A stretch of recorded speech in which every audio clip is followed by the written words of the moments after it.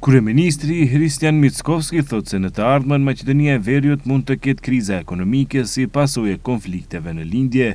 Ai thotë se tani ekonomia është e qëndrueshme, mirë po thekson se shteti duhet të jetë i përgatitur për çdo lloj ndryshimi që mund të vjen si pasojë e luftës në Iran. Stojbata bezbednosno je stabilna. Može bi sot tek na vreme që imamo odredeni. Situata e sigurisë është e qëndrueshme, por ndoshta me kalimin e kohës do të kemi sfida të caktuara ekonomike për shkak të presionit mbi çmimin e naftës.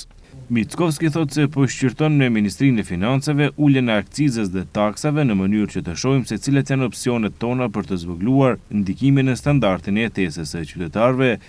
Për momentin nuk ka vendim për shpalljen e gjendjes së krizës. Ministre e Financave Gordana Dimitrievska-Kuchovska tha se situata po monitorohet dhe nëse shteti kërkon shpalljen e gjendjes së krizës, kjo do të shqyrtohet nga qeveria.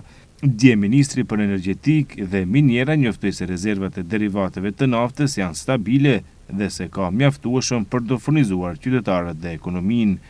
Edhe ministri i ekonomisë dhe punës Besar Durmishi dje tha se për momentin nuk ka tendencë për përkeqësim të situatës, megjithatë bëri të ditur se dikasteri që ai udhëheq dhe qeveria po monitorojnë nga afër gjitha ngjarjet në rajon dhe më gjerë me qëllim që të marrin masa sapo të jetë nevojshme.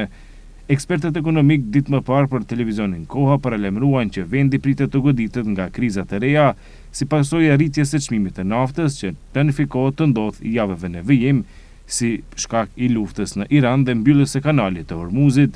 Me rritjen e çmimeve të naftës rriten çmimet e të gjithë zinxhirit furnizues, me çka ndodh edhe rritja e çdo produkti final.